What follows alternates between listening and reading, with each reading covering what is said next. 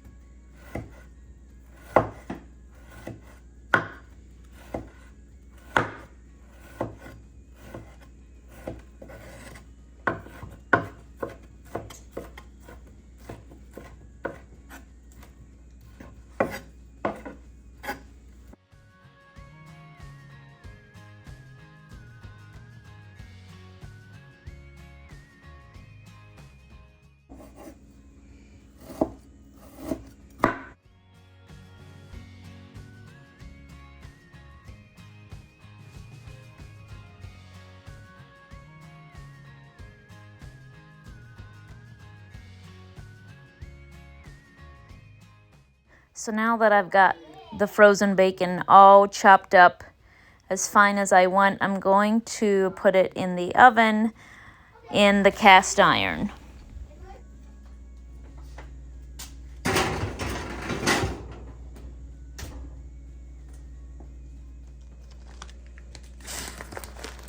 So this is some Asiago that has been aging since late October. And in my opinion, Asiago tastes much like cheddar. So this is what we are going to shred today.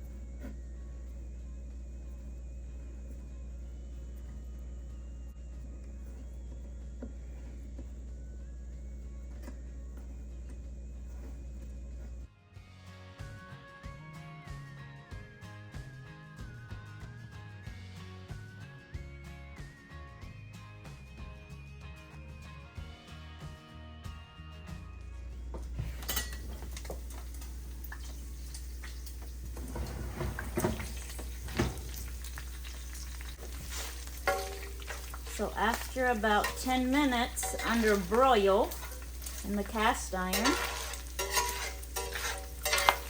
my bacon bits are definitely looking like they're almost ready.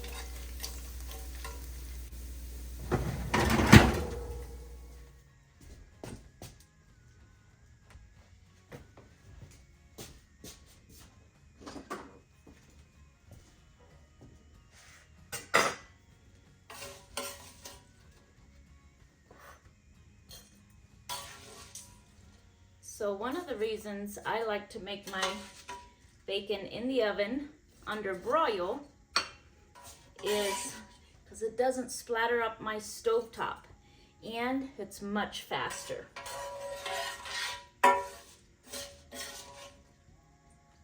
It only took me about 12 minutes to cook a whole pound of bacon bits. Now I'm only going to be using half of these bacon bits. And the other half we're going to store in the refrigerator to use on salads and in other dishes. Just anywhere where we would normally use bacon bits in a recipe.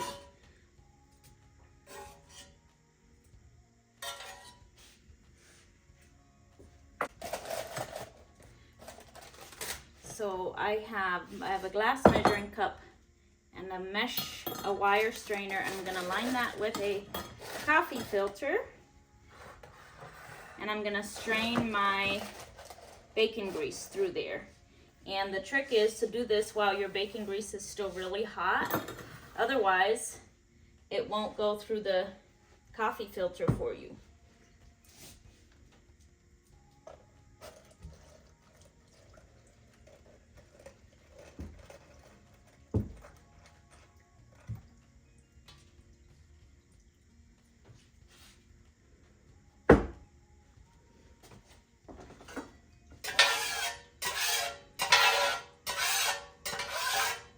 Now I've also seasoned my cast iron, and on Instagram I always get a lot of questions about this cast iron, so I will make sure to link it in the description. So I'm just straining this bacon grease, and we will use this in cooking and baking. So this is just a real quick plug-in for how to season your cast iron. I'm going to wipe any excess bacon grease out of here, just so that it doesn't drip into my oven. And then because my oven is still hot from the broil that the bacon was under, I'm going to use that heat to really bake this bacon grease onto the surface of my cast iron. And I'm going to put it upside down in there, and I'm just going to let it rest in there until the oven is cool.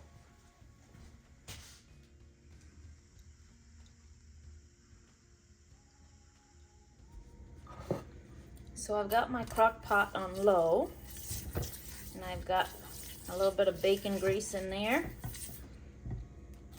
And I'm going to start the 16 ounces of cream cheese. I'm going to start that melting.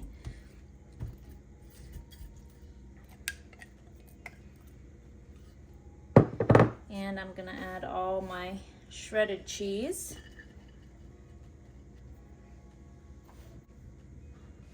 And because I fried up a whole pound of bacon, I'm going to use about half of these bacon bits. And these will just save for using in other things. So if you use store-bought bacon bits, you're not going to have any bacon grease. So that's where your butter comes in. But I have bacon grease, so I'm going to use 1/4 cup of bacon grease in place of butter. And that'll just give it more of a bacony flavor. And then we're going to let that start heating up while we chop our jalapenos.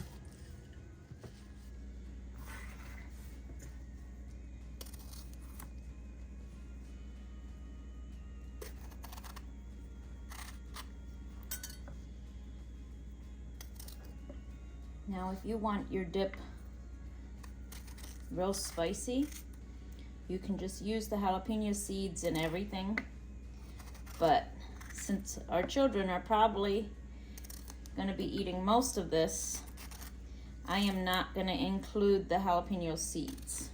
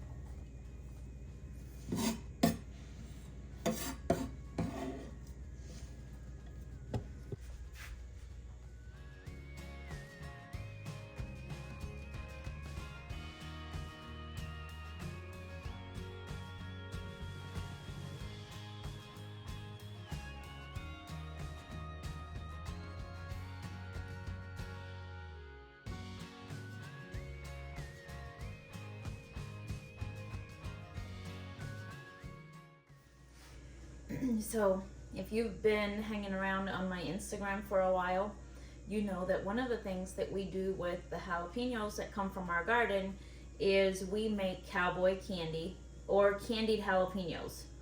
And this is a pint of candied jalapenos. And what I do most often with this recipe is I will strain all the juice off of these, and I will chop these up and use the candied jalapenos in place of the fresh jalapenos. But because I figured most of you don't have candied jalapenos or cowboy candy on your shelf, I'm going to use the fresh jalapenos so that you don't have to go buy yourself pickled or candied. Try to find candied jalapenos somewhere. But this also, using the cowboy candy, also makes a very delicious hot pepper dip.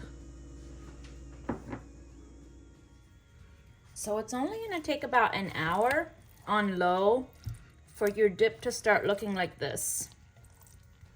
And then I turn it down to warm, and it is ready to serve.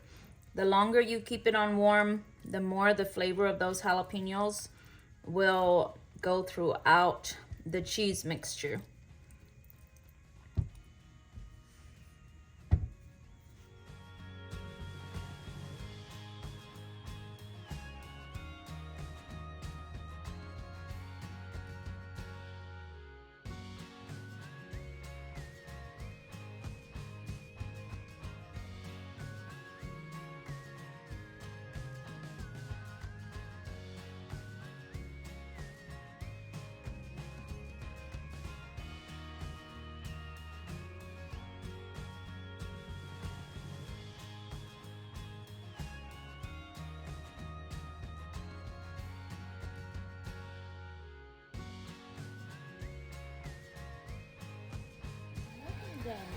Thank you for watching today's video. I hope that you have the chance to make jalapeno popper dip to serve to your guests real soon.